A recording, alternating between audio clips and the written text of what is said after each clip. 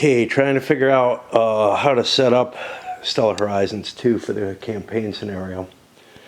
I want to keep my tech chart where I've got it. There's good light there. That's important. Initially, I thought I'd play with 5 players because that fits nicely on this table. I still would need an auxiliary table, though. Yet another auxiliary table. Damn, the original took up a lot of space. This one takes up a lot of space.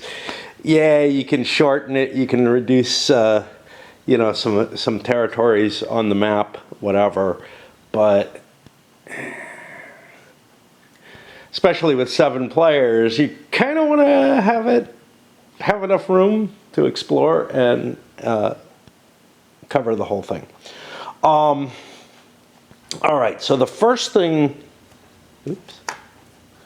that I ran into was, I didn't put a biology marker there, was what I was going to say here, which is there's a couple extra markers of each type for these exploration markers, assuming, and I kind of assumed that there would be exactly the right number. It's cool that there's more, because if you lose a piece, it would kind of suck. But on the other hand, these aren't like anything hidden or anything. You could conceivably, you know, just make a marker, but that sucks, right? You know, I mean, no matter how you look at it. Okay, so that's one side of it. I'm playing with the expansion, the optional rules. So we got some titles up here. We'll go over the specifics of everything. I've dealt out the directives to each player. The next thing I've got to do, I just wanted to give kind of a feel for how much space, you know, it's going to take for the big game. And, you know, it's not something most people can probably do very easily. But if you play, you know, at a convention or some kind of place, like we used to play on campus and find some big conference table type things that we could use. That worked pretty well. You're just not going to be able to sleaze this in on just a dining room table or something at full size. Again, you can play it at a smaller size. You could play the original Stellar Horizons at a smaller size. You can cut off a few of the distant planets. Doesn't really, you know, doesn't wreck the game or anything. In fact, you might find that the full game is too big time-wise as well. For the directives, yeah, those, I used my big bag to shuffle them up. I'm hoping I don't see a lot of thrash with the directives, because I just can't see that as being too likely. But I'm going to use that big bag for the anomalies and the events, both of which are large counters with not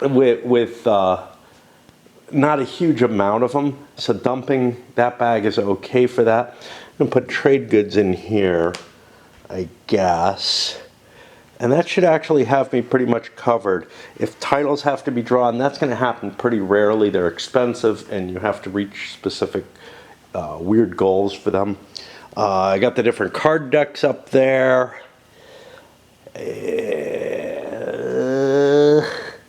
It's almost, well, it's past raid time. I was worried at first that this like depleted those sections. I didn't spell out all my planets, is what it turned out to be. But yeah, you're going to be at a fairly hefty number of planets missing, right?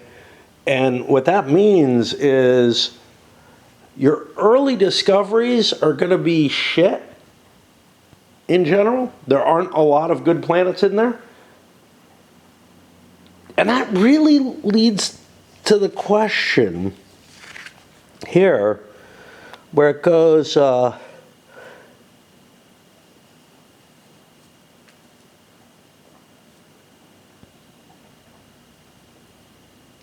after terraforming, add to the world pool one of each type of world set aside at the start of the game.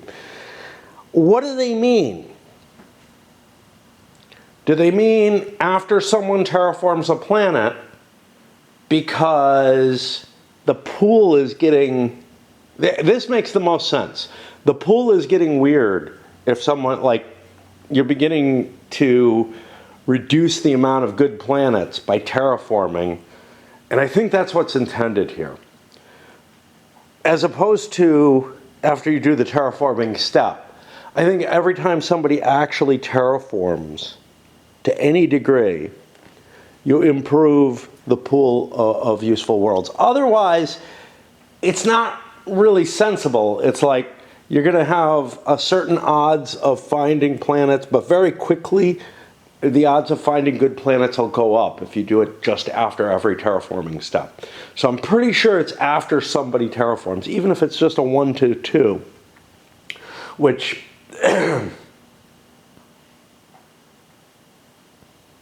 is not, you know, not a major thing. It might also indicate, you know, an expansion of qualifying for worlds or whatever. I don't know.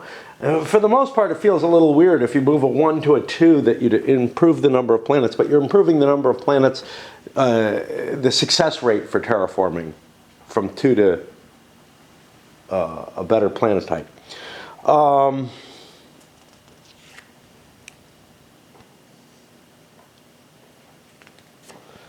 I don't recall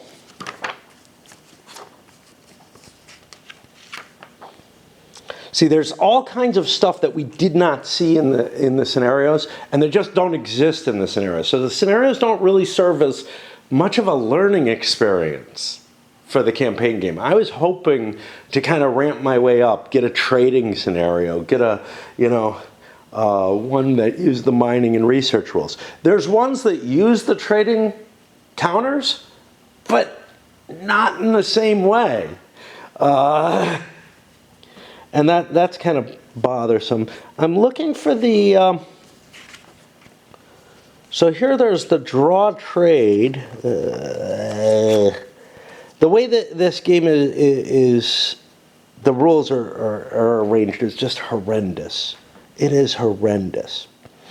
So, draw the number of trade goods indicated on your faction sheet. Yeah, this is part of production. But I'm looking for, where do we get the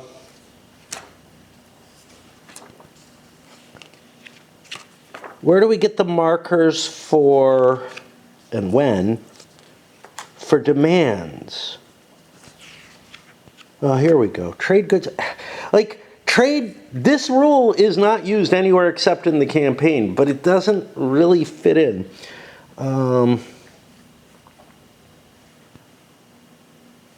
Okay, so like, this should be part of the survey rules, to tell you the truth. So once you completely survey, no exploration marker left, or if it has a base, it gets a demand marker.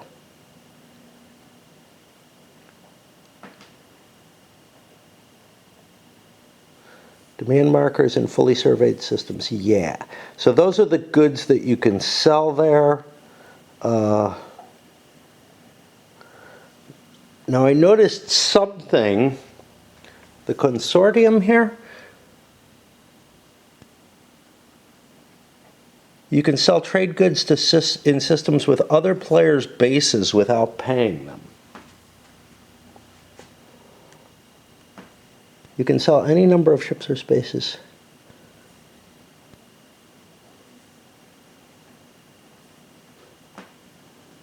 I don't see a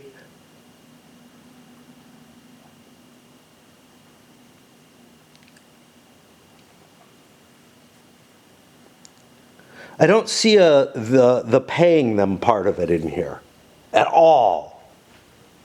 What do I pay them? You know, is it by agreement?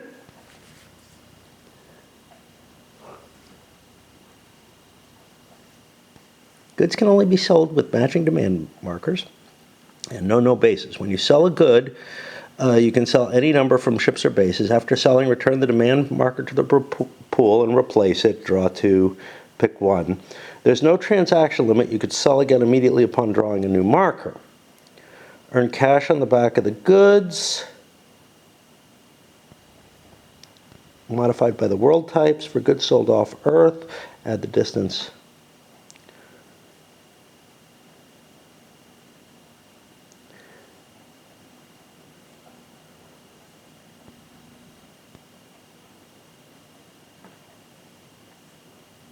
If you sell, here it is. If you sell goods where another player has a base but you don't, you pay them 1 billion per good sold. Okay, fair enough. Yeah.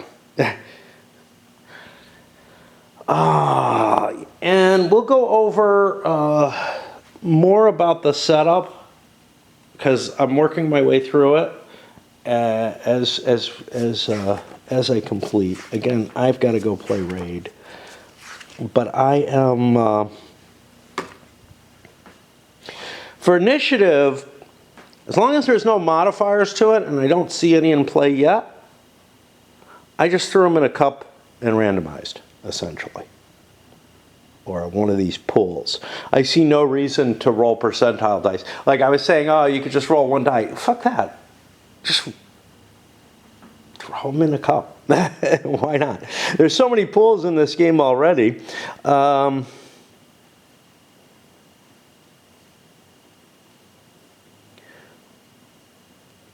The deck of cards.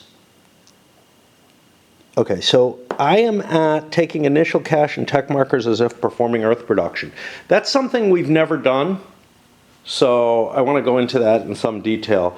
And then I hand out cards, and then I guess I'll choose directives because it's an optional and it's not in this sequence. We do have a series of the 3 base titles and the 3 other titles. They look hard to get. And I'm assuming the directives are going to be kind of hard to get too. All right. And some people get additional. Oh, this was something else I wanted to talk about. So here, back here, it talked about make shuffle deck of genetic engineering by type and level. Each player draws 1 card, level 1 of each for their hands, 2 genetic or fleet cards for transhumanists and Praetorians. That seemed a little vague. Here, though, it says draw an extra fleet improvement card. And they get a price bonus, and the other ones were the transhumanists. Draw an extra genetic.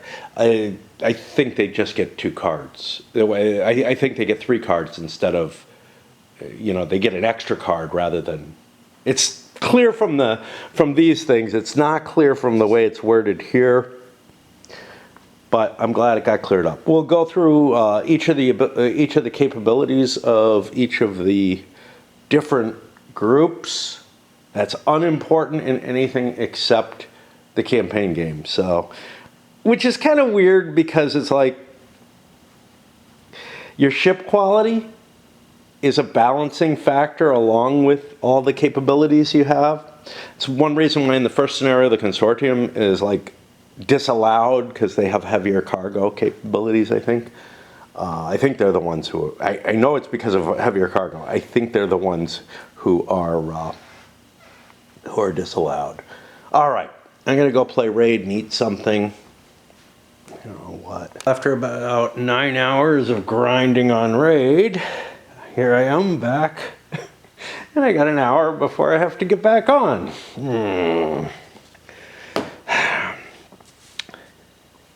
Game is not worth it. I mean, except that like I don't feel too much when I'm playing it. Okay.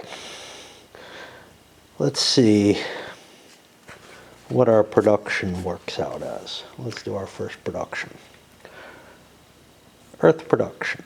We ignore the other things in the economic phase. Although I think we get one. right after. Anyway, collect Earth production in cash and tech markers, which vary by century. Note the trade grids are produced assigned in a different step. Okay?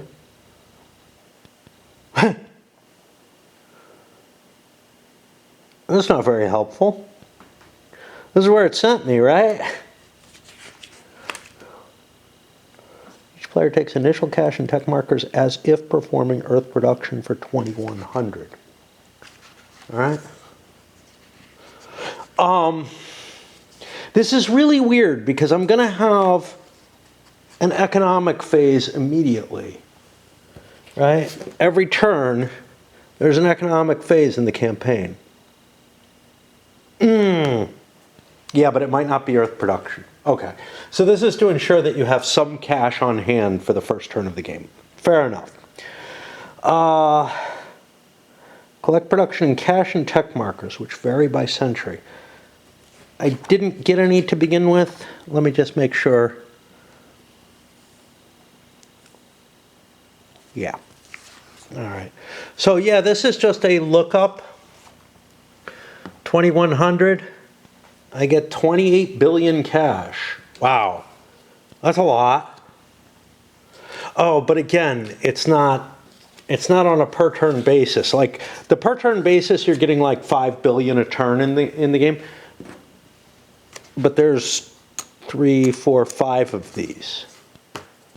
So you're getting that 28 billion. You're getting about 5 billion a turn, a little more. Okay. But I'm also getting I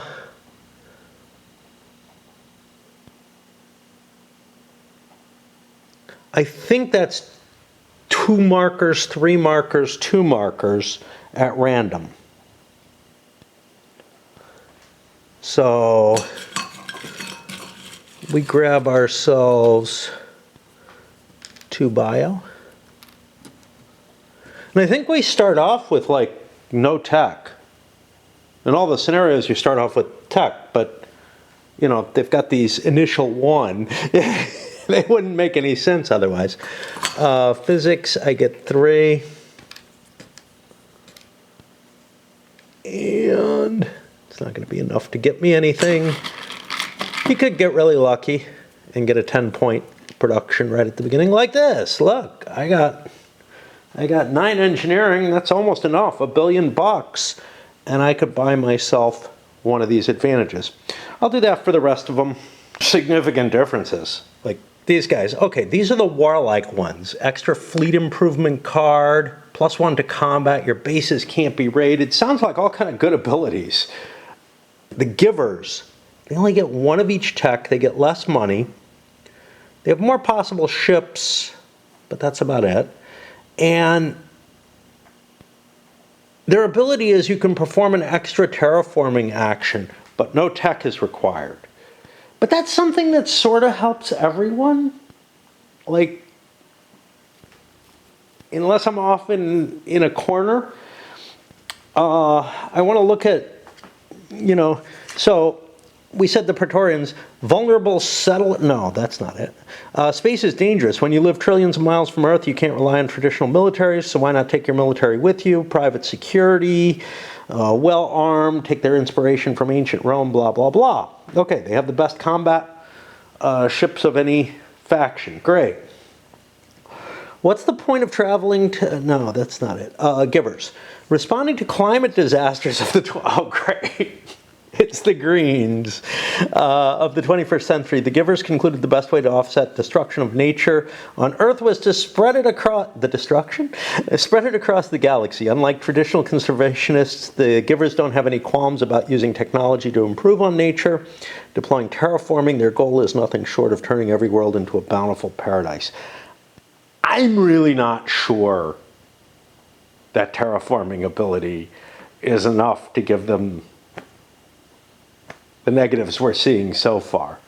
But they actually have cheaper settlement costs than most people. That might be a good deal. Of course, these two also do. I'll fiddle with some of the others and come talk about what their philosophy is, because I think that's kind of useful to understand. One thing for people who are really into like terraforming and whatnot, you kind of feel like they should have more biology markers.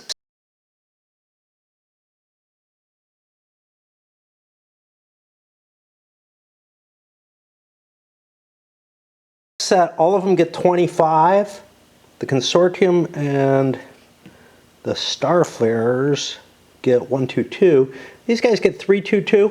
A nice bonus on the biology, kind of makes sense. They're transhumanists.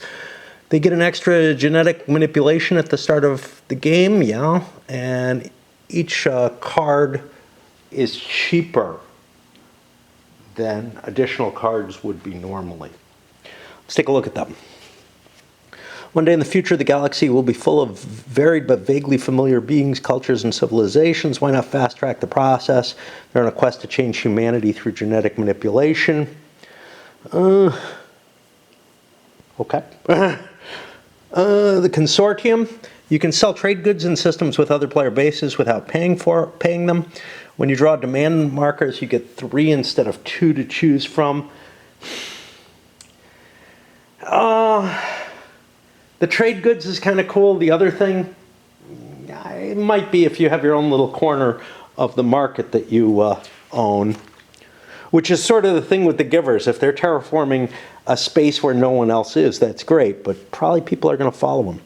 Consortium is a corporate venture exploiting commercial opportunities. The starfarers, they are the NASA, etc., ESA, a global NGO. Their goals were expanded to include interstellar settlement, and starfarers were born. They're ideally suited for exploration and expansion.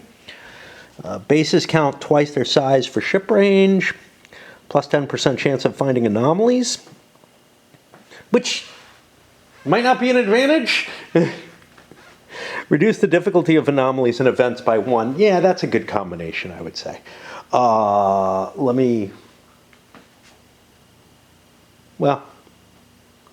Move the light to look at some of these. The syndicates are your criminals, a predatory faction supported by rogue elements in the solar system, small and inexpensive ships built for raiding and trading.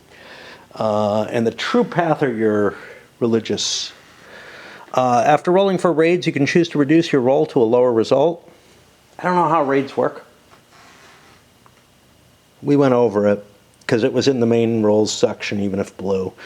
Reduce the difficulty of combat anomalies and combat events by 2. That's kind of cool. You can steal $1 billion from players who are mining or researching in a system where you have more ship combat value than they do. Kind of an extortion type capability. That's kind of cool, right? That allows you to like sort of create your own sector. You become, unlike the givers, say, or the consortium, who maybe create stuff that other people want to go to. These guys are creating stuff where other people want to avoid. They have cheap settlements, not a lot of tech. You wouldn't expect them to have much. And then our last one is the shining path. What's the point of traveling to space without seeking answers to deeper questions? How can we bring meaning? It's a religious faction seeking to spread its influence while searching for existential answers. Vigor to settle more marginal worlds and ability to convert others to their cause. Can anyone deny the ascendants? I don't know, maybe. They don't start with much money or tech.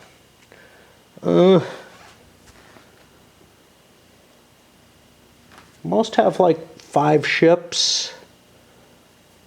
Bases, trade good. These guys only have 4, but they have quality ships. That's a low trade goods, isn't it? No, that's a high trade goods. That makes more sense.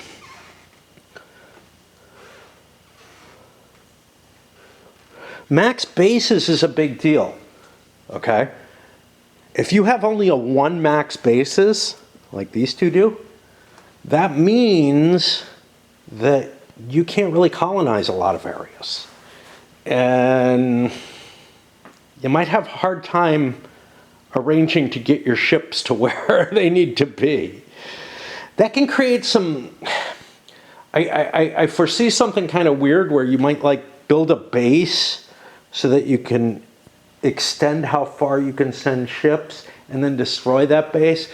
Probably not worth doing, because the base, for you to extend the range of your ships that can carry colonists, the CVs, you have to leave enough behind that equal the cost of the ship. That's a fairly high expenditure, I guess. So probably not going to see that. Asterisk is number of goods to assign. Base storage is double this. That's an asterisk on all of them, I guess.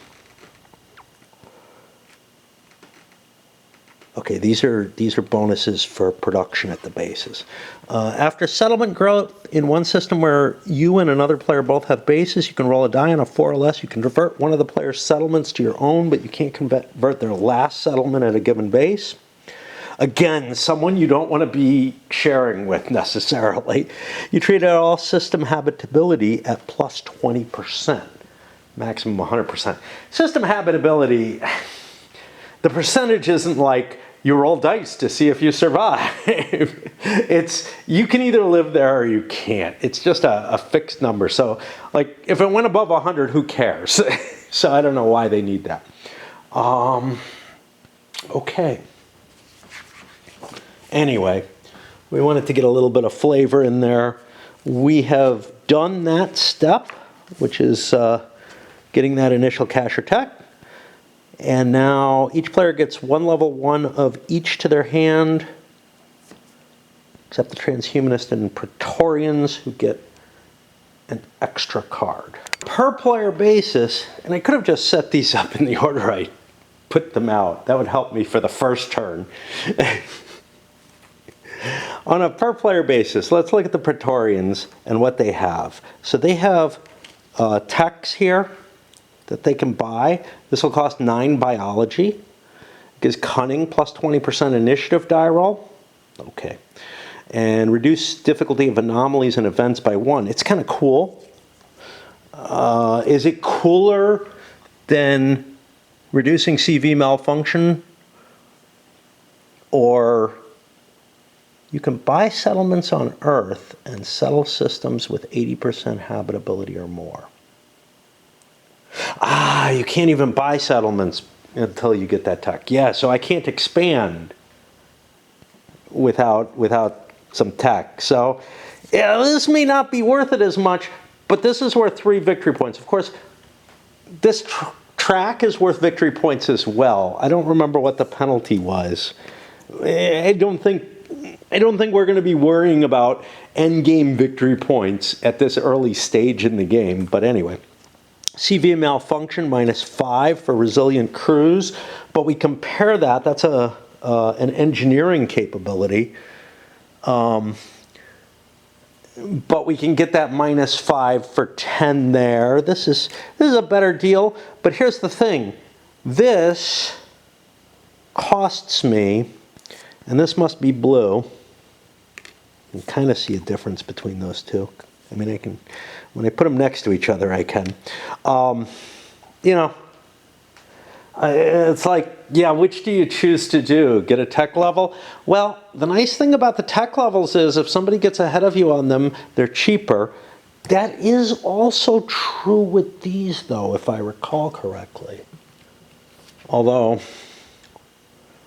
let's see. You can only buy 1 tech or card of each type. That's per turn. It doesn't look that way here, but it is. -3 cost per player who already has that particular tech, down to a minimum of 5, and you get an IP for being the first to develop. I don't think you get an IP for being first to develop a tech. I don't recall. There were a lot of rules that like didn't matter.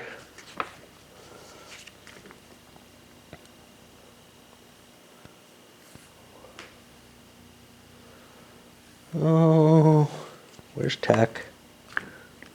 Tech. Develop tech. Oh yeah, you get an IP for that as well. So these are kind of like techs, but they're not available to everybody, I guess. Planetary surveys, when drawing worlds for completed surveys, draw 2, choose which one to use. That would be great in a solo game, right? But in this game, if you're the person who does that, again, you're making yourself more attractive to other people. What's my ability? Okay. So one thing I'm trying to do here is determine which of these I want. Which of these directives I want. Directives are an optional rule. As the Praetorians, I want anomalies or combat. They're both equal.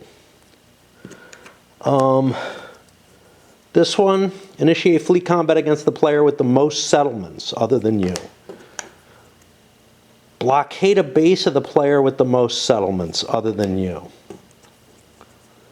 Resolve a science anomaly at 5 or more difficulty. Okay.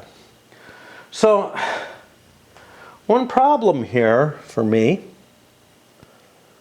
is, yes, we start off with CV2. So let me pull my ships out, take a look at what they kind of look like. Expecting the Praetorians to have higher military and less of other things, and yeah, it looks like they do. So the science anomaly, it feels like that's going to be harder for us to get than most people, although a couple of ships could do it. We can't do it just with REs. Initiating fleet combat sounds easier than, sounds as easy as blockading. Not really, because blockading, I just have to find a place where the enemy doesn't have ships. But this is worth 3 victory points. I pick 3 of these and discard 2. So this is going to be the directive that I take. And I don't know. There they are. And I'm going to hold off on the others. Just looking, making this decision early on. What's my, current victory point goal, right? And let me give them the ships that they have available to look at. And we'll do this with each person, go through the decisions. To me, this is kind of a cool part of the game where you're looking at your directive, figuring out what you need to do to get at it and whatever. It's just kind of neat. And without the directives, you wouldn't have this. You'd just be, maybe relying on what's up here. We should look at these. Okay, so Warlord. +1 to combat rolls if you get it. The prerequisite is 6 escalation markers. Now remember, you can throw those escalation markers away. So this one, you have to be attacked by a player who has more escalation. Gives you +2 to combat rolls, but you can't raid. And you can only attack players who have more escalation. I don't know why the Admiral is like non-warlike. It's kind of weird.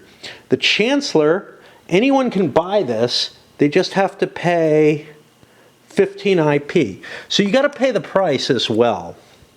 So this is, I can't read. I think 8. This one's 7. But this one costs 15. And it allows you to draw an influence at the start of each turn. That's really cool. One problem with the Warlord is that if you have this, you can't have any other titles. So it kind of restricts you. Now, in this many players, it may be okay to only have 1. Researcher, you have to roll a 1 while researching, and it costs you 8 IP. I think you have to do this at the moment. You have to have the IP in hand at the moment. And you treat world values as 1 higher for researching.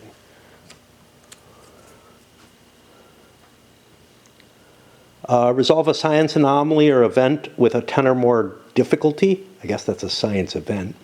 You treat science anomalies and event difficulties as -2. This costs you 7 IPs. These all have 10 victory points to them, which is pretty good. Own 3 exploration markers from last completed survey. Again, I think you have to do this at the moment. It's going to be really hard to get 3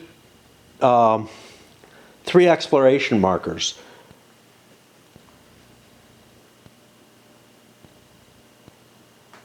that means you have to be above 20 on your value for the exploration. And you're looking at like 5, 6, 7, maybe there's a +3 somewhere. Yeah. I don't know if anybody can do that. Okay, there's a 12.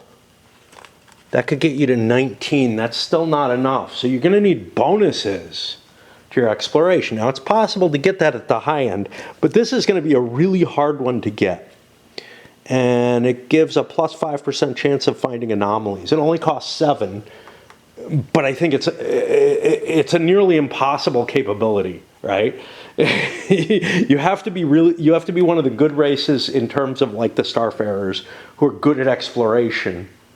You have to have tech bonuses that make it easier for you to do exploration. You have to hit a planet that hasn't been explored and, has a decent bonus. But as we saw, ship plus natural occurrences, that's not going to give you anything. And I think the highest CV RE exploration bonus goes up to +3, but there's no REs that are going to get you anywhere near there. CV exploration, where is it? Goes up to +3. So at that 19, that would get me to 22. That would give me a 20% chance of getting 3 chets. But I'm at the high end, right? I'm up at CV8 or more probably. And, I've got 2 top techs. Now, it might be possible that I can do it with some of these as well, but that's going to be a really hard goal. We were going to get to the givers, but I need to swap batteries. And I know I'm taking a lot of time and not really playing any of the mechanisms, but I feel like these kind of decisions, they're the most fun. They're these, hey, the whole world's available. I can do anything. And, I also don't, I feel like I want to discuss each one in the light of its nation, the same way as I would a card selection in a CDG. Just get bored and decide it's too much of the same. These guys, a little bit better maybe, I don't know. Looks about the same. I got one better explorer here with the Darwin. These guys a little bit better, but not, for the exploration side of things. Let's take a look at our possible directives. First of all, let's take a look at what our goals are. We want 2 terraform.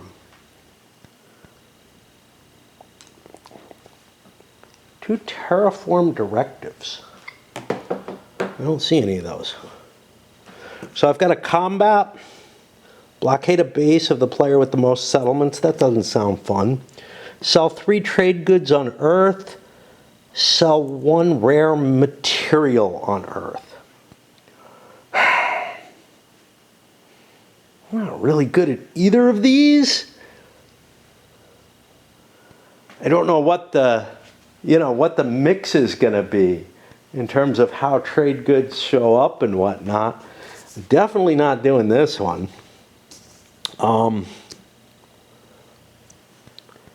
Over the course of a game, we'll probably get 3 trade goods. What shows up as trade goods? Says person who can't remember how this happens. I read it, right? Draw a number of trade goods assigned to either good. The chosen location must have one of the worlds. So, we haven't put them in the bag, which is good. What's this? Rare metals. Looking at AD. Crappy planets. Crappy planets are going to be available early on. I'll go with this one because I think it's easier to grab. Oh, and what are our abilities here? We have sensor upgrades. RE exploration is bonused. That costs 12 tech. We have 1. This biologic one we'd expect to be better at, but prolific breeders, settlement growth +1 at one of your bases. Your choice which each growth phase. That seems pretty minor. Oh well. Transhumanists have a real paucity of starting ships. And oddly enough, they don't really reflect their later ships. Their later crewed vehicles have incredibly high combat values. Not as high as the Praetorians, but scary high.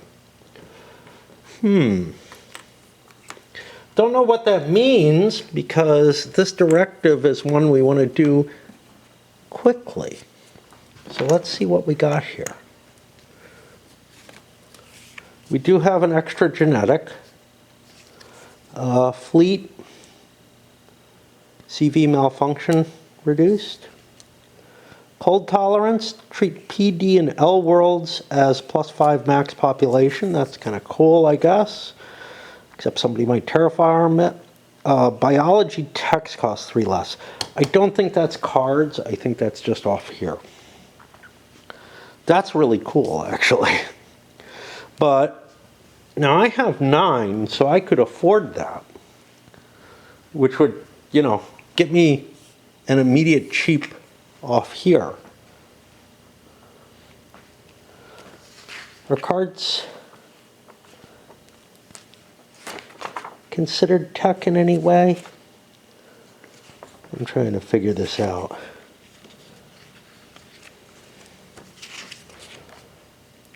Doesn't really matter for the decision I'm making right now. Buy cards.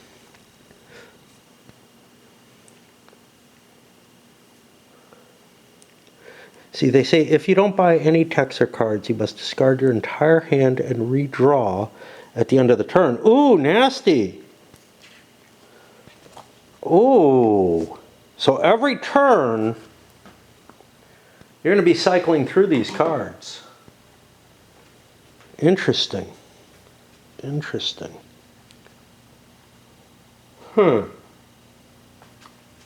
And yeah, I was wondering how you got more cards. I thought you got them as you played them. But yeah, you draw a replacement when you play it. Draw cards in initiative order. If there aren't enough for all players, you can draw your choice of level allowed by tech. Okay. Are we allowed to buy cards? Yeah. Here it doesn't say minimum 1 or anything like that. So you can buy level 2 genetic manipulations. You can buy level 2 fleet improvements. Okay. So those are baked in here. Level 1 is apparently available right away. So yeah, we're probably not going to get, like, these cards probably don't actually matter because they're going to get flushed each turn. Wow, that's a lot more shuffling than I thought I was going to have to do.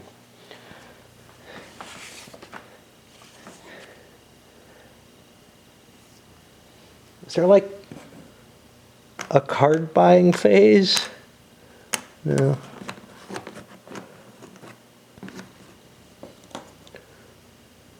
Okay. Weird. Yeah, so these are interesting. Let's take a look at our, let's take a look at our directives here. These are, oh, wrong player. Oh, fuck. I've already pulled these. Complete a survey at Arcturus. Where's Arcturus? Well, this is annoying. It's nowhere near Earth. Let's put it that way. It's way over here. That's not going to happen anytime soon. Conduct one at Beta Aquili. So these can really drive your, like, your movement.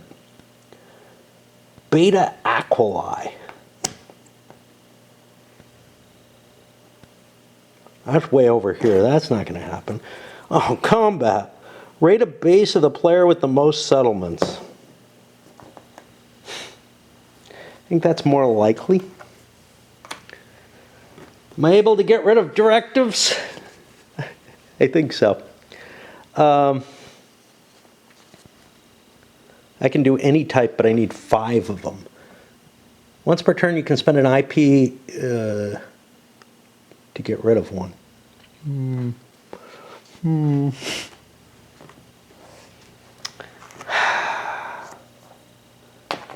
Beta Aquili and Arcturus. Beta Aquili was way too far away.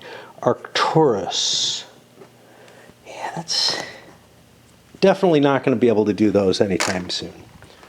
Alright, Consortium also has some decent combat values on their bigger ships, and they have a lot more ships available to them at this point in the game. Decent investigation. Let's take a look at these. Crew focus, CVs cost less. Cool. Can't buy that. +1 to ground combat and planetary assault rolls.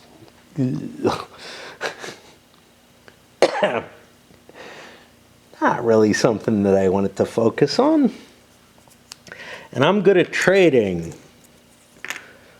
A survey of 72 Hercules. Okay, way again. Production. Earn 2 tech markers using research ships.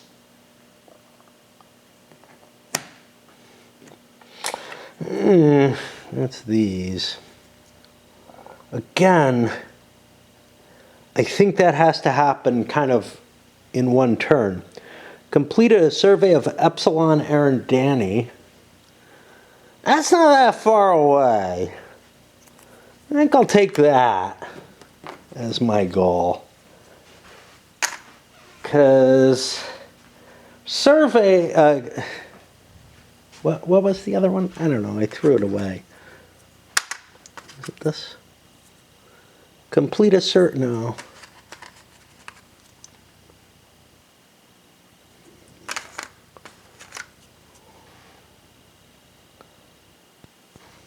Now I can't find it.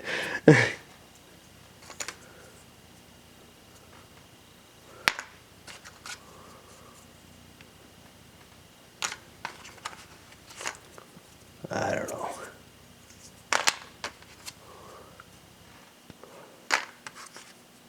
Was this it? Earn 2 tech markers using research ships. Yeah, that's let me look at that again. That's using, see, that's not really production. That's doing, instead of a survey, that's doing research, right?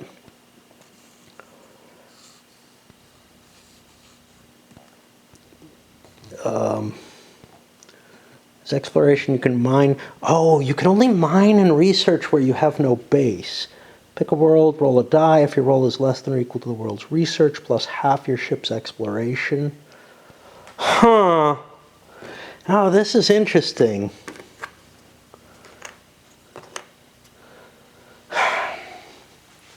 How would I mark this? Like, I feel like it has to happen in a single phase, right? I mean, I guess I could put a flag on it or something.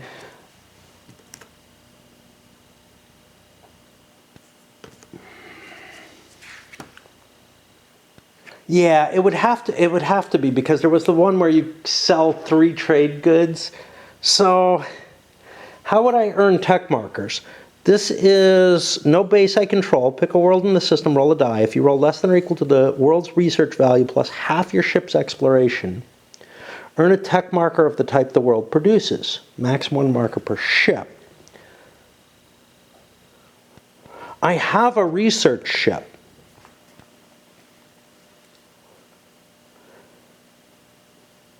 This is a hard call.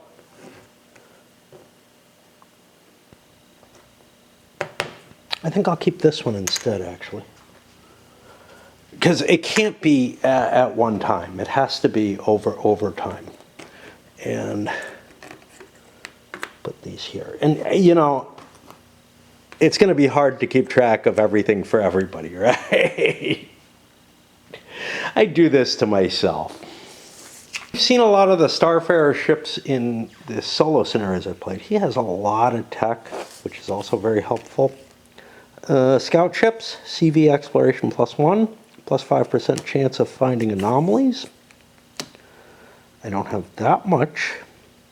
And then a genetic Treat M worlds as +5 and O worlds as +10 max population. Again, potentially useful, I guess. Although chances are I'm going to have to discard these, so they're not going to mean a hell of a lot. Oh, the consortium. Hold on. The consortium wanted production or trade. All the more reason for this one. It's a production. The Starfarers. Oh, lots of terraforming. Great. For anomaly or survey. Okay. 2 trade goods at Epsilon or Danny. We don't even know. Could be shit. Transform a world into an M class. Transform a world into HLO or M. M is the Earth-like planets. This would be a lot easier. We have no terraforming capability though, and we'll not get it for a long time, right? I mean, it's only 20 away, but we do have some transport capability.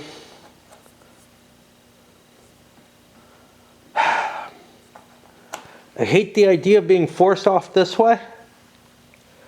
I just don't like my choices. I'll keep this one. I'm not thrilled though. See where I screwed up and why I think everybody's ships are pretty decent for combat. This was the Syndicate's ships that I had over here with the Praetorians. Let's take a look at what the Praetorian actual ships look like. At the high end, they're still better than everybody else's, but not by that much. But at the low end, they're putting, I don't know, you know, proportionally. Number-wise, this is a 4, there's a 6. About a 2-point difference is what you see up at the high end as well. But proportionally, it feels like, you know, it's a lot bigger hunk. My battery's not charging. Fuck it. Apparently, I have trouble distinguishing. I mean, this is orange. That's purplish pink. I can tell the difference. I can tell the difference between all the different factions. Actually, the one that I have the most trouble with is probably this one. And it's not really a color difference, so like when I see them by color, I can tell. All right, let's see what we got here. The Syndicate. What do they want?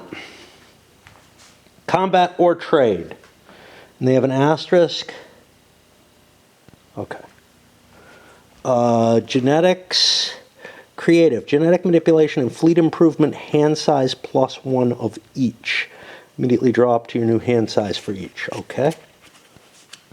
I'm not going to be able to afford that, so it'll be going away. Bases produce 1 billion more when producing cash. Okay. That I'm not far from, but what are my directives? Survey. Complete a survey of Vega.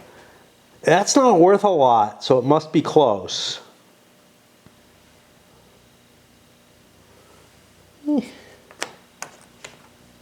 No, we're interested in combat or trade. We got 2 trade.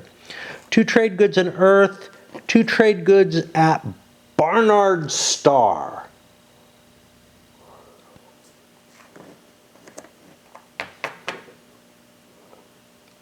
Barnard Star. I don't see it. Am I misreading? Oh, right next to Earth. Since they're worth the same victory points, I'll take the Earth one. And now to the last of the factions. And hey, it's charging. It's kind of funny not to have a lot of control over the ships that you can produce. Like, you have a little bit, yeah, you can fudge within your counter mix, but you don't have a hell of a lot of ships. And like in the original Stellar Horizons, you're in this position where you're like, you know, I built all my ships. right? Because you get them all ferrying and doing shit and everything. And then you end up really limited by, you know, in terms of what options you have militarily and whatnot, based on the nation you are, which feels kind of weird. Here, you get a little bit more play. Let's take a look at what we, because of, you know, you got the text and you got these cards. These cards are special because not everybody gets each one. Robotic focus, REs cost less. How cheap is that? Not cheap enough. Skilled entertainers, draw an extra trade good. You can produce entertainment in any system, sell entertainment for 1B. I think this is draw an extra trade good anytime you draw trade goods. Like, not just you play this and you draw an extra trade good. Got to figure out what to do. Spare counter. Let's look at our directives.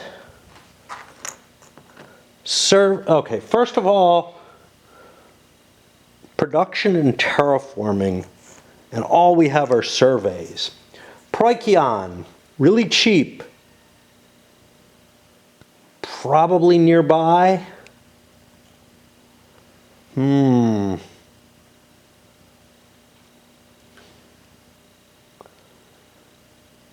Having trouble. Oh, right there. Okay, 2 away from Earth.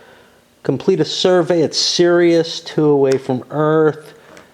The Sirius one is easier to produce, and the habitability difference doesn't give me that. And 1 at Alpha Mensae, which is going to be further away.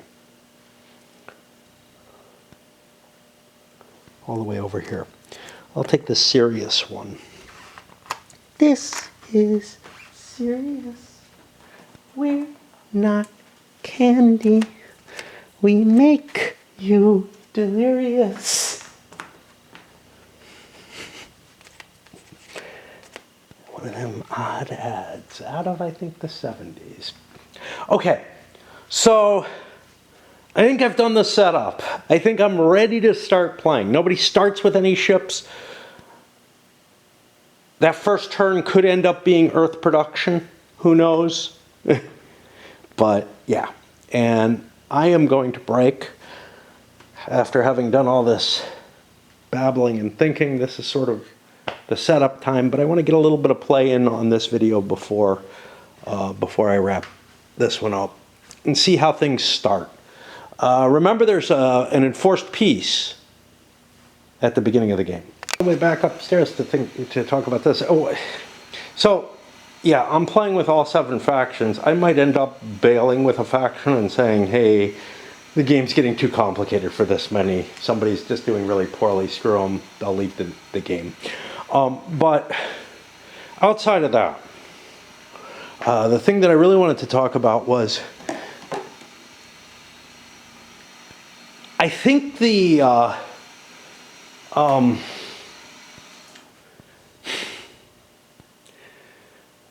balancing factor in the game, if it's balanced in 7, it may not be in 2. Which is to say, if you get to pick, and I don't know how you pick your factions. I think you choose them, to tell you the truth. I think you roll off and choose them or something. May not even say.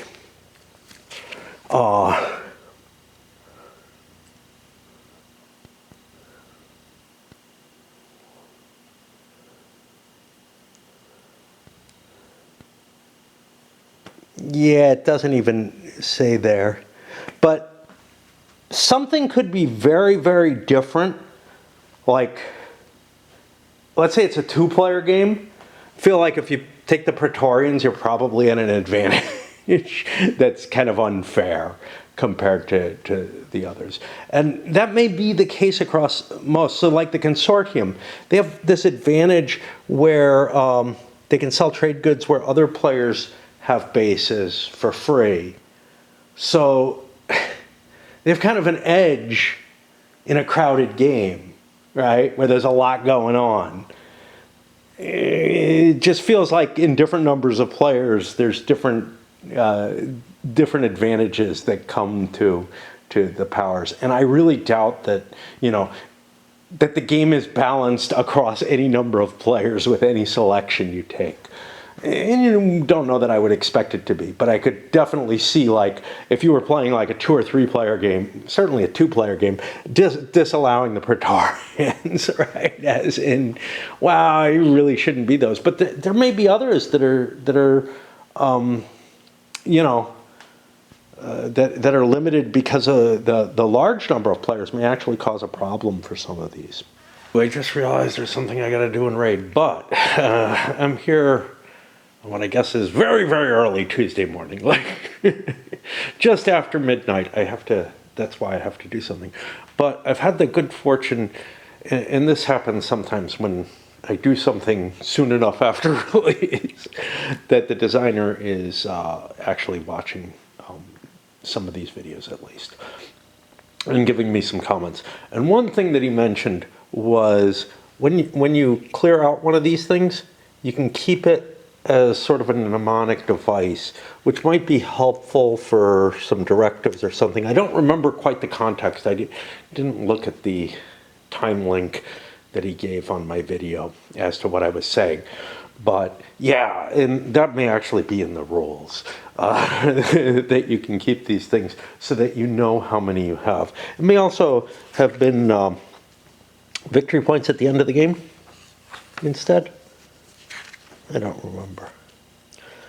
I find it so hard to find anything in these rules.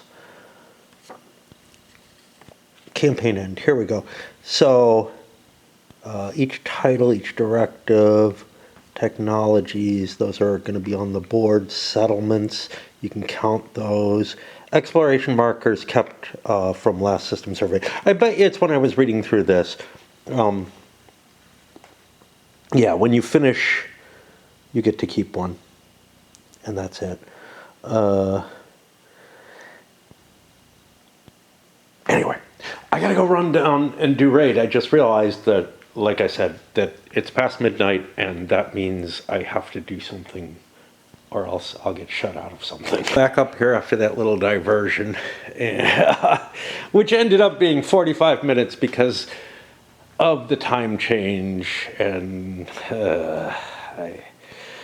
this is not even the first week since it, but whatever.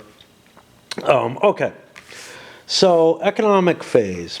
Let's try to take this carefully because I don't know, you know, I haven't done this before.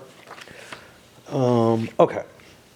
So at the beginning of each campaign turn, draw one economic phase tile to determine which. After you've drawn the tile, set it aside until all have been drawn. So the way I'm going to do these, I don't know where I'm going to put them. I think here. So I'm just going to roll essentially a 5-sided die. So that's number 3. I could reshuffle them each time too. That would also work. Draw trade goods. Okay. So that's what we're going to have on this one. Draw the number of trade goods indicated on your faction sheet by century. Assign each good to one of your bases or Earth. E's and M's for trade for Earth. Okay. Everybody's got to drop them at Earth. Nobody's got bases. And I haven't put the trade goods in here yet. So let me do that. Kind of funky.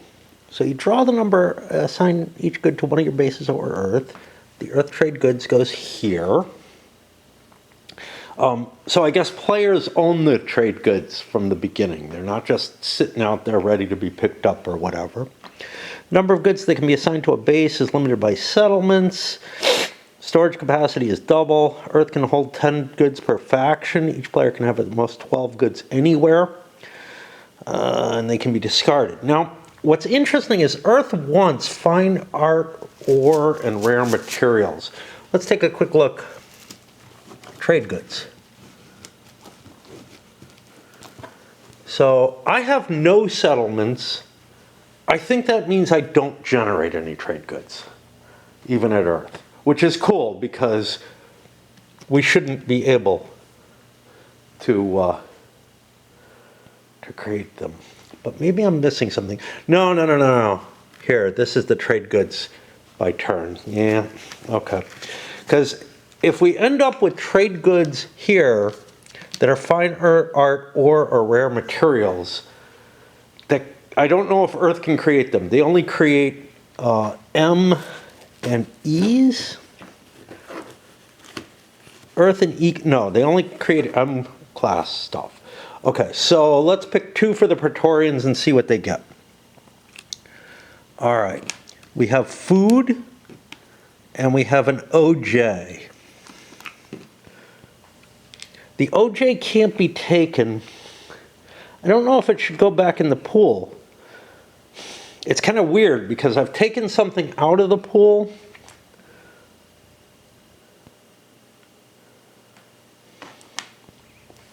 I think I'm just going to keep it out of the pool.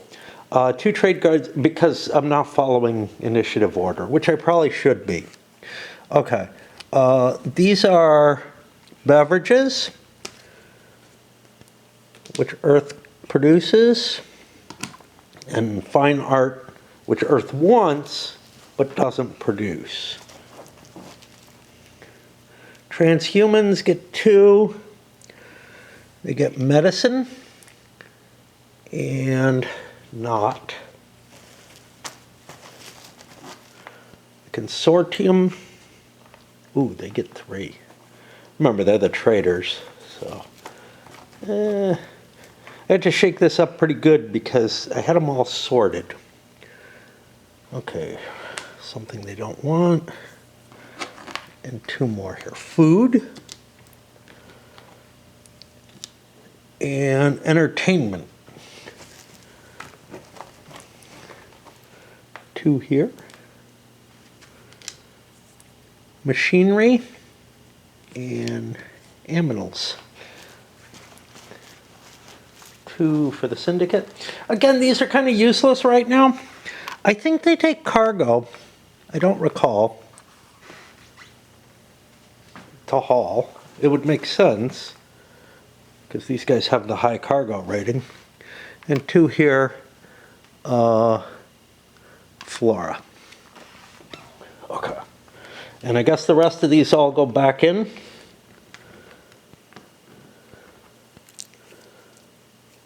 Yeah, the standard rule is everything goes back in its pool immediately, as opposed to kicking around.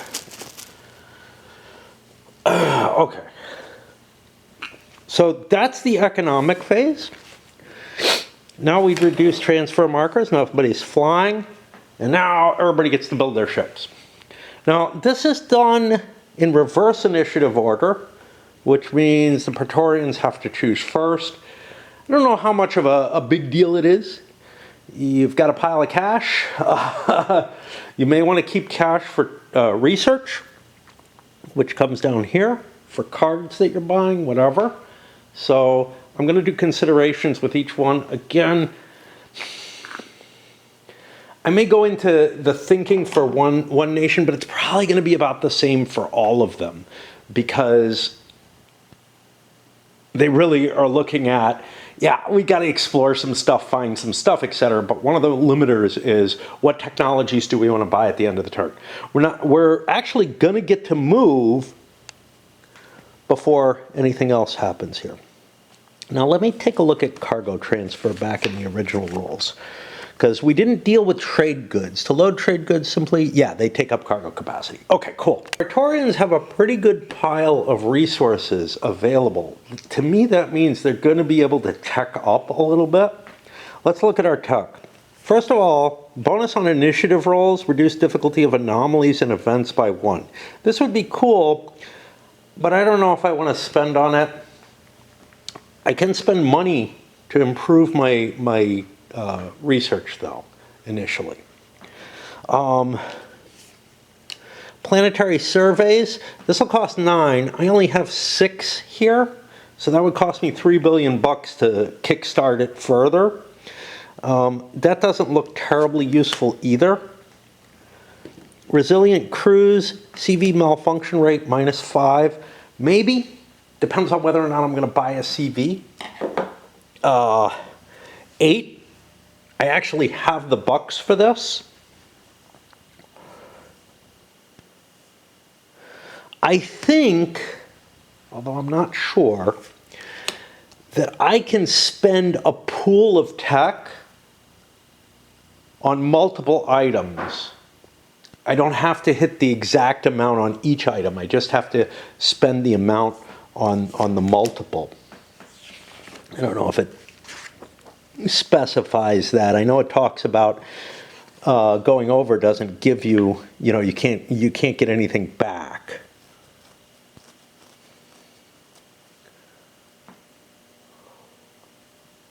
Yeah, they could buy both. This would cost 12 because it's only owned.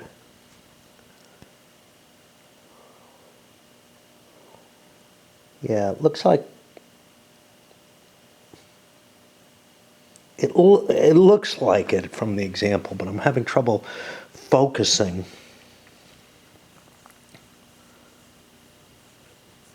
Okay. You can buy multiple techs on the same turn, but only if they cost a different type of tech points. That would prevent you from buying multiple layers at once. And buy cards is part of the same segment. If you don't buy any techs or cards, in the campaign you can buy cards, each player's hand, genetic manipulation, cost of 5 for each card.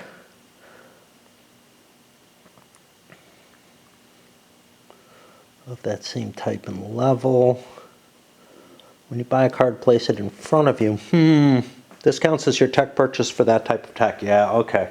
So I've got one choice in each of the 3. So it's possible I want to buy the Resilient Cruise at 8. But it would also be possible that I could buy bigger CVs or improve my RE malfunction rate.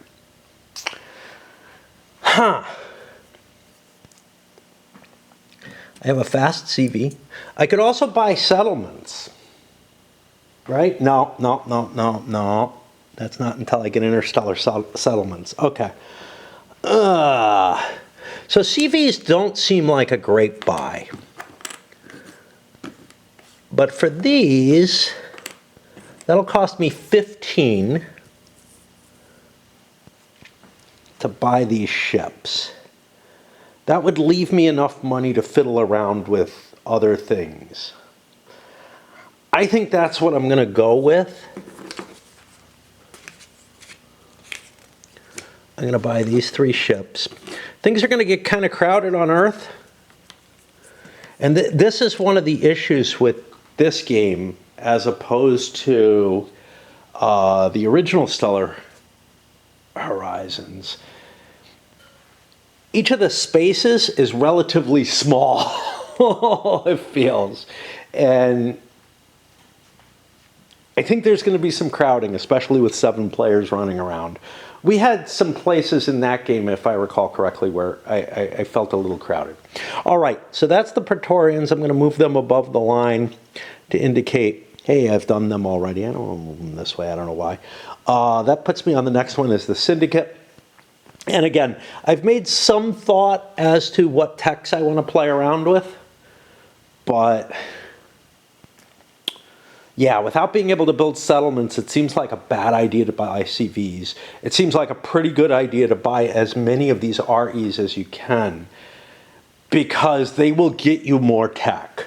Of course, that tech gets to you immediately. One of my main gripes, and I've talked about this, that the designer had an argument for, I think, at least the money being transferable, but it's like there's so many levels of stuff that's happening at too high a speed. So the money being transferable is probably something along the lines of High Frontier's little hand-wavy nanotech explanation about, patching stuff. Although they put that in as a special rule. Phil Eklund did. Yeah. Back when I was still able to get on Facebook, He was apparently facing a situation where he's being deported from Sweden. As far as I can tell, the same kind of far-right anti-immigration type stuff that's happening in the U.S., happening in a lot of European countries as well. But his argument is basically, I've got this business that I'm running here and whatnot, and now, I'm being forced to go back to the U.S. where I'm not going to be in contact. They're going to lose the business. It's going to have to move back to the U.S. and blah, blah, blah. And it's like, wow, this world is like just falling off the axles. And it's, yeah. Anyway, I will go on to the syndicate. I'm guessing everybody's going to follow pretty much the same kind of thing. Take a look at their cards. Take a look at the text that they can maybe buy, but pretty much build all the REs they can, because there's too much advantage to getting stuff from them. It'd be kind of cool. This would not be following the rules. This would be some kind of house rule or something, to allow people a tech improvement phase or something before they actually get started. Because everybody, like I said, I don't see any reason that first turn, it feels like it's going to be the same for everyone. They're just going to buy their REs, and that's it. To be fair, let me think a little bit more. I've already done a few of them, but there are CVs that don't have any cargo capacity. What would the cost be of one of those? Let's just jump back. So this would cost 9 more. That would give me a jump of another ship, and one that could do other things other than just exploration. Of course, their distance is 1, I think, right now, right?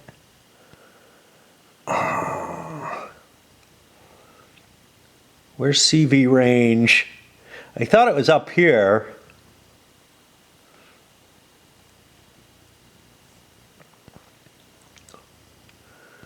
Oh boy.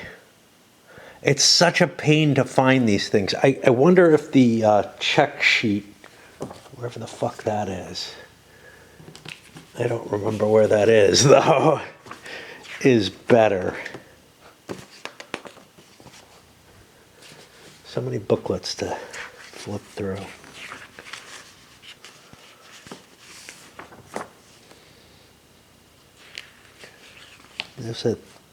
There was a tech sheet somewhere. Was it here? Now my trade goods are falling out. Yeah. I don't have a CV range there. Am I missing something? Uh-oh. Oh, no, they're not. Okay.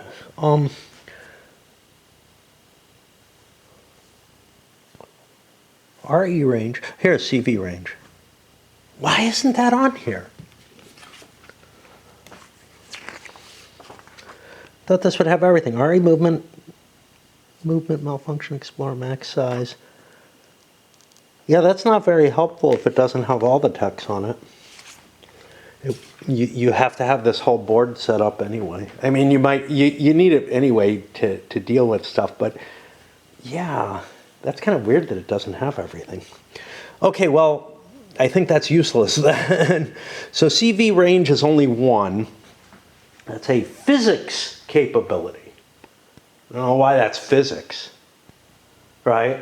To me, that should either be biology, because, I don't know, like any greater distance travel, you'd have trouble like keeping things alive, plants and food quality or whatever, or an engineering capability. It doesn't feel like a physics capability at all, but maybe it has to do with the magic of whatever.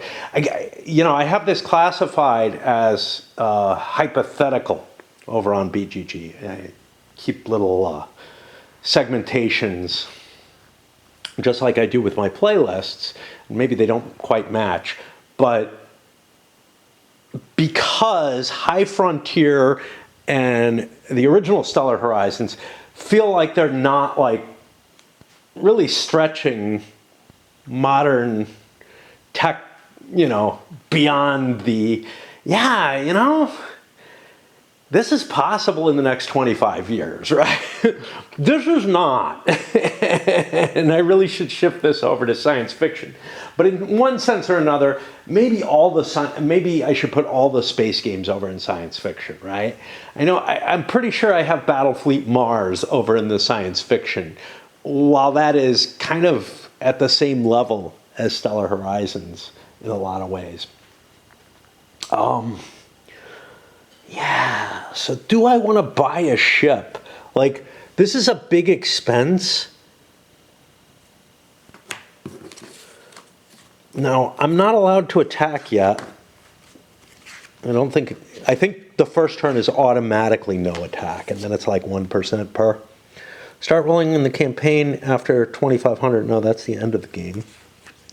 Where's the peace? Where's the enforced peace? I know it's there. Here it is. Starting in 2110, that's next turn. So there's no warfare allowed right now. I mean, it kind of depends on what I'm going to buy, right? I have engineering tech that'll allow me to buy CV3s. Like, I'll have the money for that.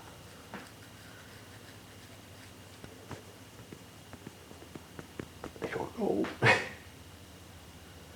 Like, it would be cool to, and these guys are also able to speed up. So he's not going to do it.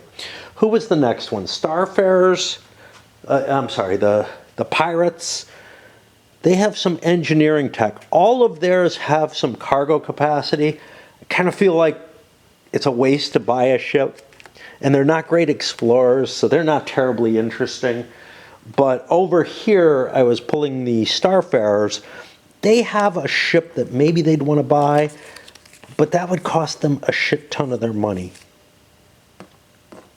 And I'm going to have engineering and physics, which could improve my movement or the range of these. Okay, I'm gonna hold where I am, but I'm going to keep in mind the possibility of buying those CVs, because CVs without a cargo capacity, you're not paying for that, so it might be reasonably cheap to get another ship out there with perhaps a relatively high survey capability. I don't know. And this one's fast, so it would actually be able to travel at a multiplier of 4 instead of 5. But the REs are much faster. The thing to keep in mind is that if you don't buy a tech or a card, you have to discard your cards, and you get a new hand. So if you like your cards and you want to work towards them, you're going to have to buy a tech every turn. I thought that wasn't going to be a big deal. Like, I thought we were just going to be flushing cards, but there's enough points for the first turn. But there's no production. There's not going to be any production. That's the important thing here. So even if I wanted to hold cards, right,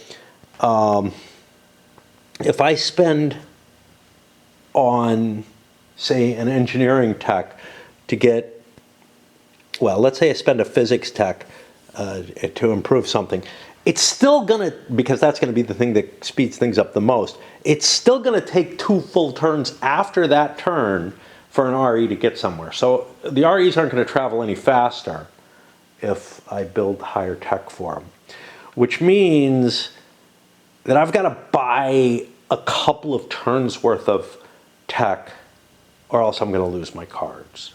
Minimum. Oh, the True Path has an interesting choice here. They have a fleet card, robotic focused. REs cost 1 billion less. I don't have enough money for it. I got 3 REs. Now I could just buy them, right? I got 20 billion bucks. I'm probably the poorest of all of them. That would cost me 9. I would still have enough to buy that advance that I really definitely want. The question is, does losing a turn if I pass on a turn, I'll get $3 cheaper. So I'm going to go with that. I am not going to take my REs with the true path. I'm going to essentially pass on them. I don't know if this is a good move or not, but they have a card that like gives them some kind of bonus, and we're only getting money every 5 of these. So I might not get money for a while. And that's another thing. You might get a big wad of cash that allows you to do more research, right, on any given turn, because you don't know what the economic turn is going to be, what flavor it's going to be. You know, when I saw these, I thought they were going to be kind of like a Puerto Rico Twilight Imperium type thing, where players select one, and everybody who gets to do what, you know, everybody gets to do it, but the person who selects it gets to do it better type of deal. You know, before I read the rules, whatever, of that, I thought it was going to be something like that. Obviously, once I even skimmed the rules, it was clear there wasn't anything along those lines. So that gives me one more left, which is the consortium. 6 of the 7 players have built all their REs. One of them has decided not to. Actually, the consortium has a card that allows them to buy CVs cheaper, which is very, very appealing, and I probably want to buy that. At this early stage in the game, I think that's a very good card. Now, that's going to put me to the movement phase. Before I go to that, you might be wondering, gee, why aren't you using poker chips? Because the cash money is kind of, I don't know, it's kind of annoying.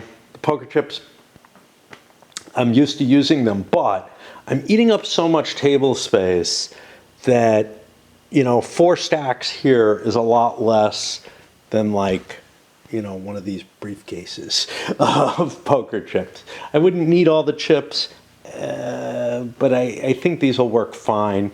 Again, it's not like money is being used that much. I gotta swap batteries, and then we'll start doing the movement. These come back down. Movement is done in reverse initiative order again. You want to win initiative. That's all there is to it. It's a pure good, as far as I can see. Honestly, a good thing because you get a bonus for initiative. But of course, in the games where like initiative has mixed value, so let's say all things were done in initiative order. So when you build ships, you'd be telegraphing to other people.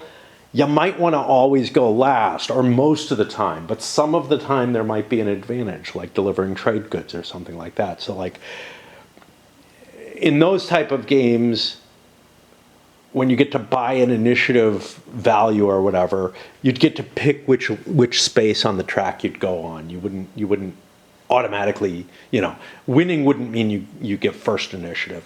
You might choose whichever one appeals to you the best.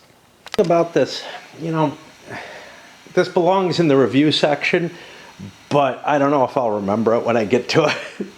But yeah, I have my gripes about this one in terms of it's not clear that like the science supports what can be done in this game in terms of money transfer, in terms of goods, not goods, but information transfer.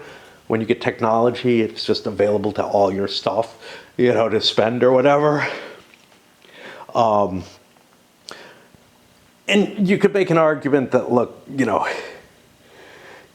you're still talking about a much reduced time frame from the time it takes to get somewhere. But, I mean, when you get up to a movement modifier, wow, this is weird. Yeah, no, this is just weird. So here you've got a movement modifier of ×1, right?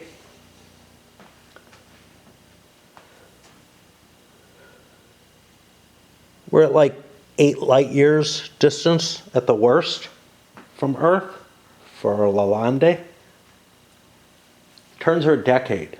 A movement modifier of 1 means you're getting close to the speed of light in terms of the entire transit path. Yeah, it's high on the tech chart, but when you hit 0.5, you're going above the speed of light in some cases, right?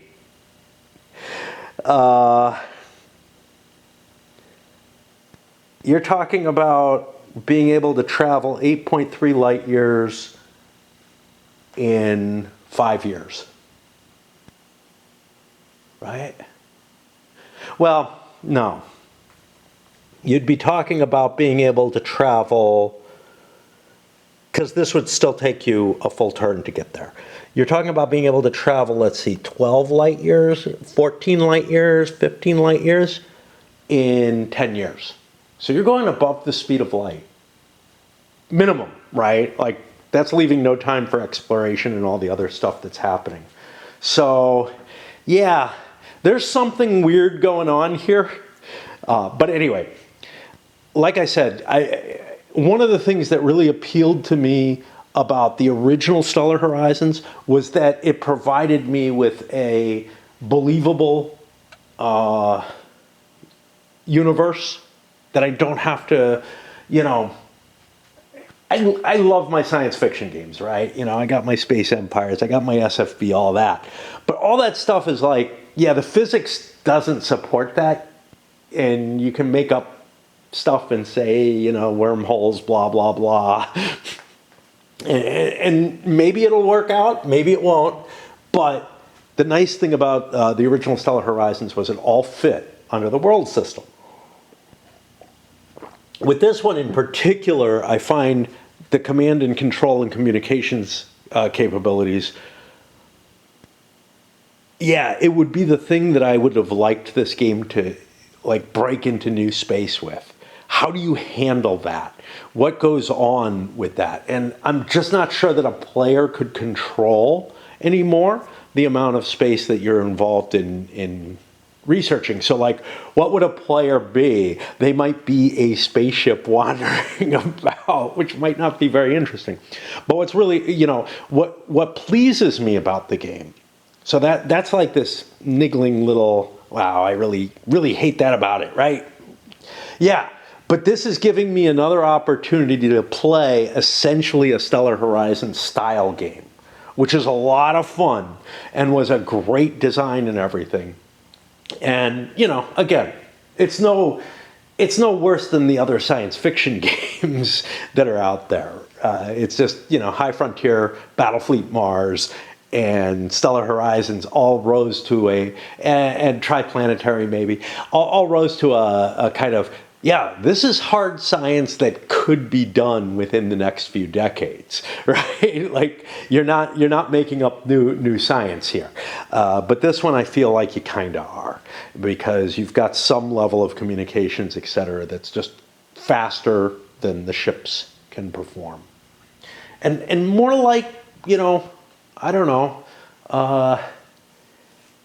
late 19th century communications, where it might take a long time for a ship to still get from like Europe to Asia, as shown by like the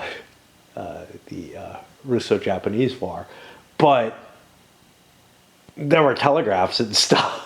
The information could still travel. Anyway, I just wanted to wander down that path because I don't think I'm not going to remember what I'm thinking right now.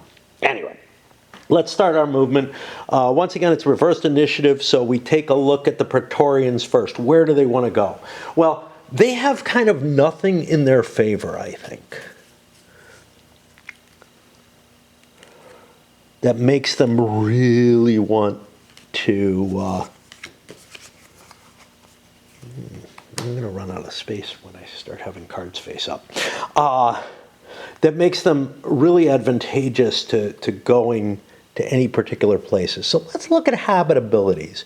We got a 90% here. That seems like a good place to go. So I'll put a ship there, and we got 3 ships, and I grabbed 4 of these things. The distance, so my CVs I think can only, my REs only have a range of 1, and they have a speed of 3. So it's going to take me 3 turns, unlike in the starter scenario, to get a ship there. Now I could overload the number of things that I send to any given planet. And I think I'm going to actually do that, because I want, well, see, this is bio. I may want a different kind of tech. Okay. What am I most interested in tech-wise? And again, this kind of decision is going to be there. I got one of each, really. Speed is valuable. Being able to buy settlements is definitely valuable. I want the bio points, and I don't have a lot of those. Engineering improves my chances. I'm going to send this to an engineering world.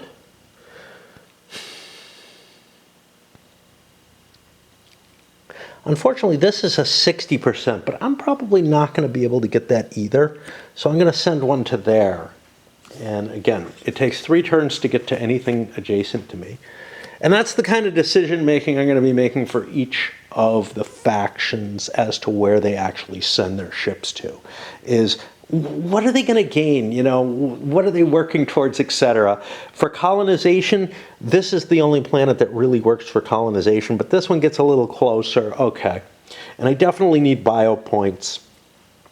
But the engineering points, I think, are something I want to favor because they favor CVs, and the Praetorians are warlike and blah, blah, blah. You know, so there's this whole balancing decision making in there. I haven't considered is directives, which at this point I should be. The Praetorians just have a combat directive. They're going to good worlds. That's fine. Developing worlds, you know, I'm one of the pariahs, right? I'm one of the people don't necessarily want to be near. The Syndicate is another. The True Path is another. The Consortium maybe is another. Because these guys have some advantage to being around other people. I'm going to spread their ships out, one to each system. It's kind of a weird thing because if you oversaturate a system, you might find everything there, right? But everyone else is kind of oversaturating the system, so you might be better off like finding your own and just saying, yeah, okay, whatever, I'll go for something that's less likely, just because. Here's the thing, though. If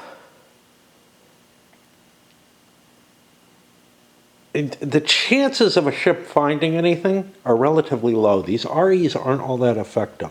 They're not. It's not horribly low. They're probably going to get. They're probably going to get tech. But in order to succeed, they have to make a roll, and this is going to slow things down, with a tech value of 5. That's on a single exploration attempt, which is unlikely to happen. So we're going to have trouble finding planets in this game. But I don't really necessarily feel like there's that big an advantage to sending more of your ships to a single location for that. I mean, if you really want to develop a route or something, yeah, that may make sense. And somebody's got, these Starfarers have a mission to do something with Epsilon Eridani.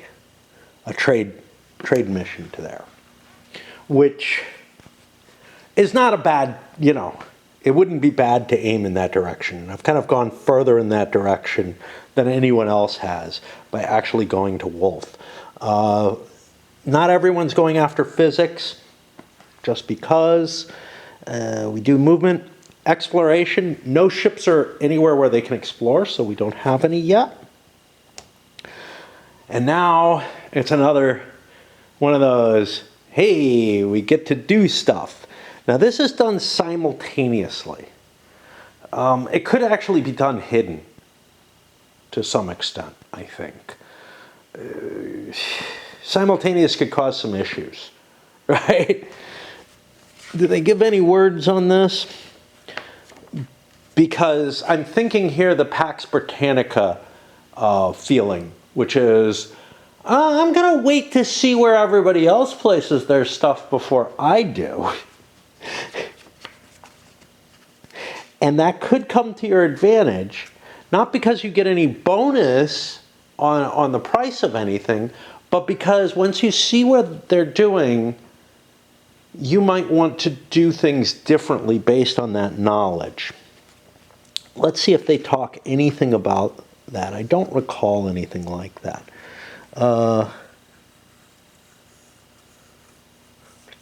Yeah, they just say, place your marker above the text you're buying this turn. Other players can also do so if they can pay the cost and have the prerequisite.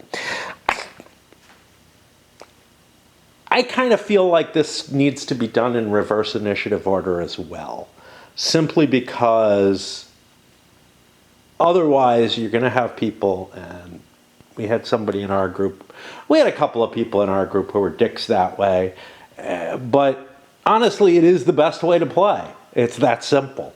You know, yeah, if you can utilize knowledge that you have from other people, you might as well do so, right? It doesn't hurt because I have to do things sequentially anyway. I have to do them one at a time. I might as well choose to do them in that reverse initiative order.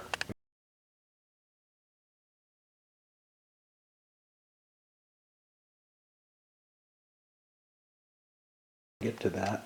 I had to fiddle with my battery, and now my pipe's running low, my tea's running low. I may take a quick break. I will go into detail on at least the Praetorians as the first of those. But I wanted to jump back to what I was trying to say before, because I get the feeling that all I managed to do was criticize this. No, the Stellar Horizons system is really a lot of fun.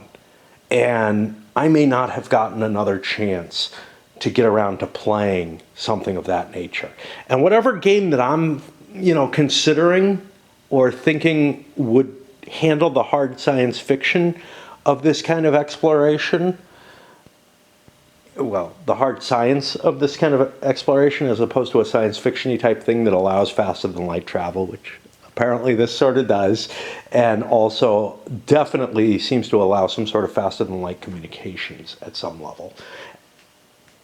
Something that, enabled you to, what kind of mechanisms would have to be in place to allow for planets that are decades away to still be ruled by the same player's decision making, I mean, this is very different from the 8-9 months that a colonial territory on Earth had to wait. And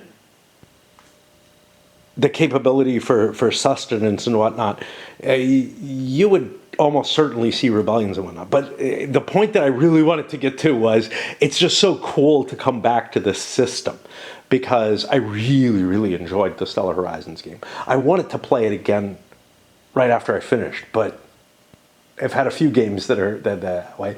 It's one of the few that hey, it's just a good game the way it is. I just want to play it again. I want to see, if the things I learned will allow me to play it better, and have fun again. The same, kind of the same way Le Grand Guerre did, although that was a game where, again, I was trying to find, like many games, I was trying to find, can I play it so that I get a more historically believable result?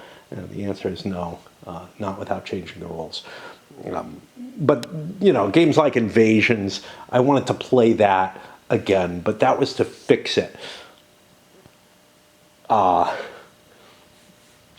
Stellar Horizons it was just such a joy to play. And that's the thing, if you put aside these niggling little complaints, it's just a fun sort of game to play. Put aside the difficulty I have with the rules too. At least I know I'm not alone in that. All right, so full T, not full battery. Fuck. This thing is...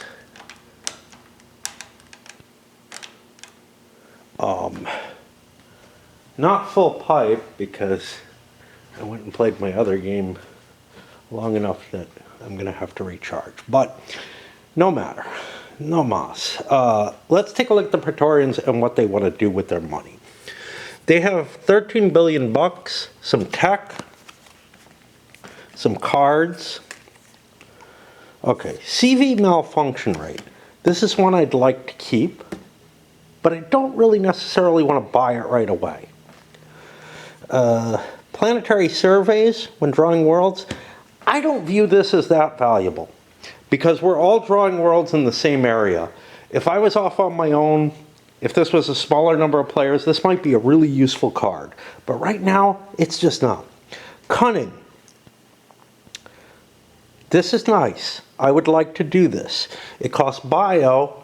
I don't know if I want to spend bio. I have to buy at least one thing, either out of these 3 cards or off the tech chart. I don't know how many turns before I get money. I know that it's 3 more turns before I get any additional tech.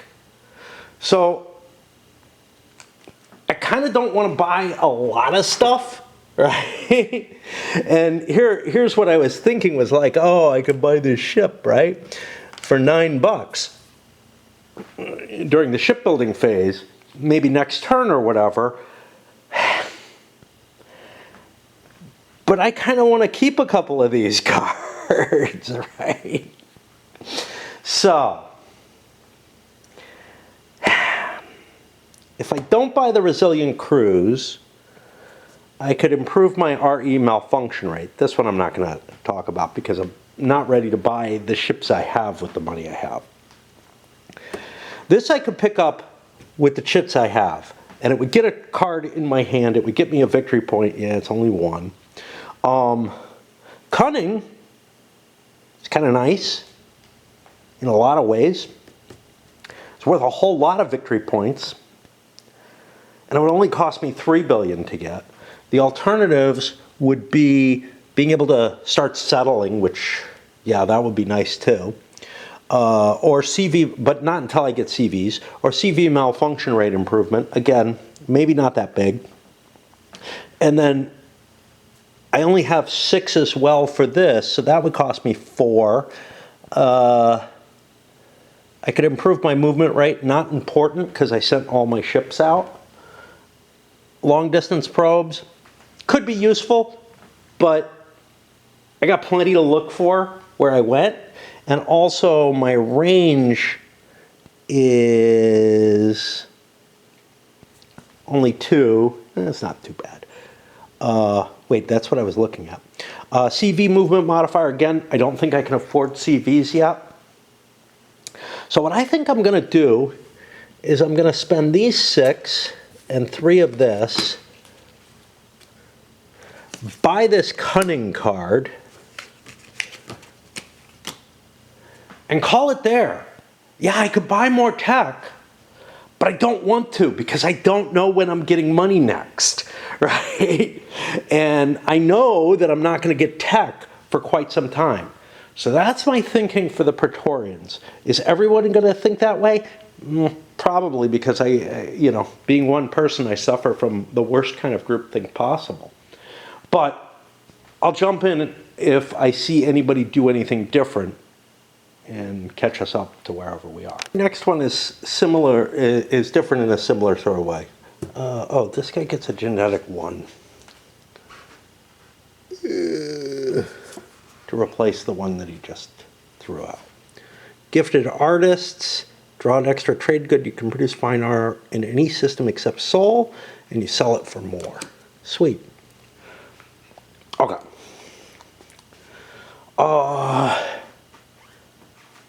And, you know, I spent all my biology, though, so I may not be able to keep that, right? Okay. To the Syndicate, I take a look at their cards. They have creativity, genetic manipulation, and fleet improvement hand size increases. That's nice, but that would cost me a shit ton of points right now. I think I'm trying to get biology points. Everybody's trying.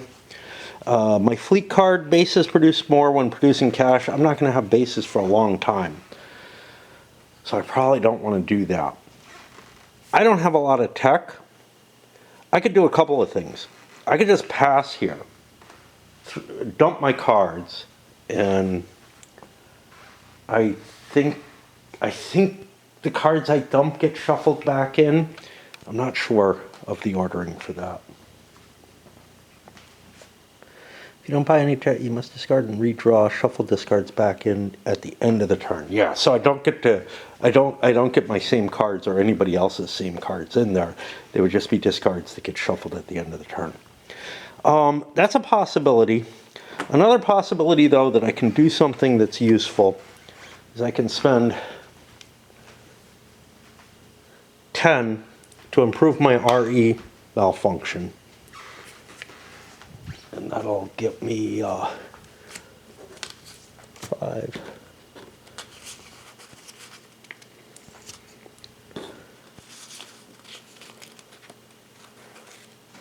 I put 6 in. I should only be getting 6 back. If that was a 10, which I think it was, because otherwise I wouldn't have enough money. I should have 9 total. That's the number I calculated. And that'll get me a little flag over here, which is going to move into the box later. That gets me my purchase, so I get to keep my cards. But I'm not sure I'm going to be able to keep my cards, to tell you the truth. But on the other hand, I don't know if I want to just be dumping cards and recycling. The real problem is I got to spend a hell of a lot to get my shitty 1 tech marker sets up there. $6 will get me a physics tech. I don't want to buy it yet. Changing my movement modifiers isn't going to help me because I've already sent my ships out. Well, let's catch up with the other one that went. The Starfarers here also bought the same thing. The Transhumanists bought a single card. Biology cost them, biology techs cost 3 less. I don't think that's cards. I think that's only those. Now, it's going to be kind of hard to remember that you get a price difference on the cards, right?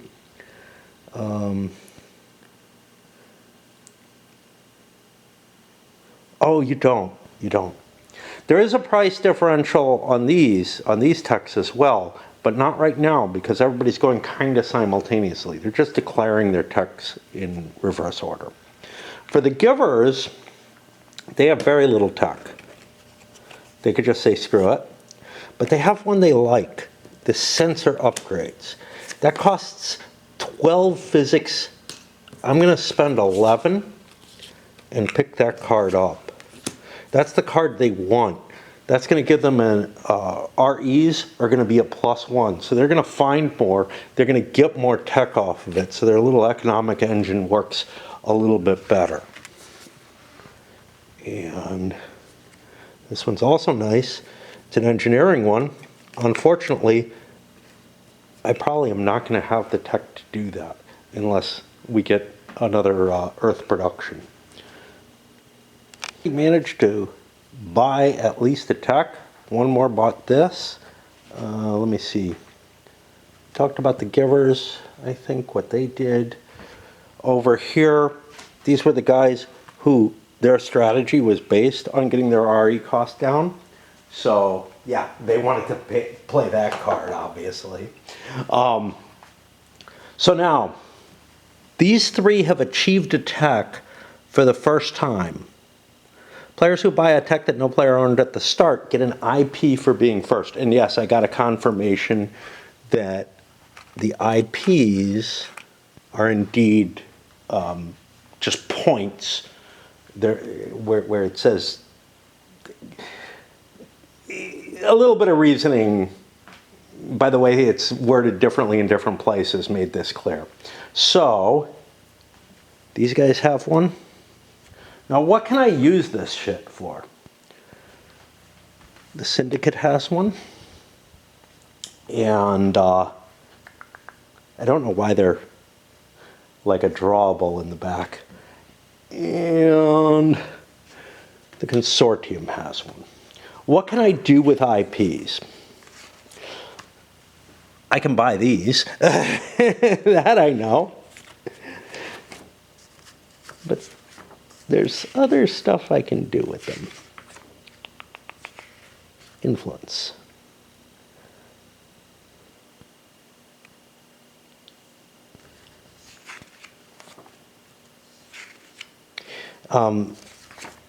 If I escalate, I might lose IPs for that. I'm trying to remember what else I can use IPs for. Oh. They're worth victory points at the end of the game, of course. Somewhere here. 1 per 2 remaining at the end of the game. But they have some other purpose, and I thought it was in the section about escalation and influence.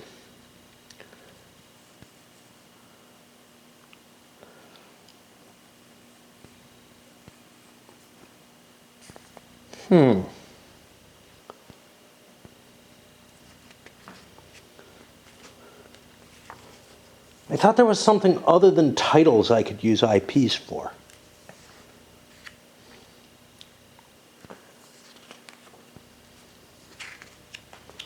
Like, it's kind of weird.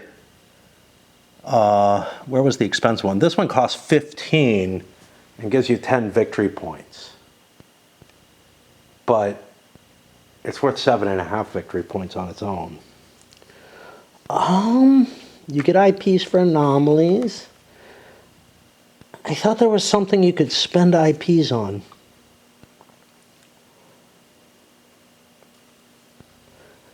Aha. In the campaign game, you can spend IPs for 2 tech points each. Yeah. So that's a big deal.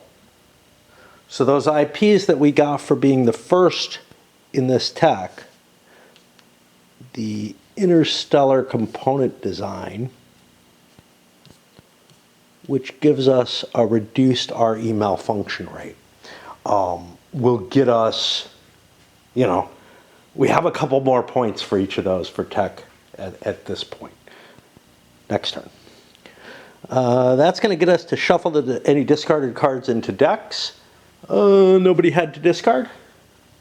So that's the end of the first turn. I think we've gone far enough, certainly long enough on the video, that looks like it's actually ready.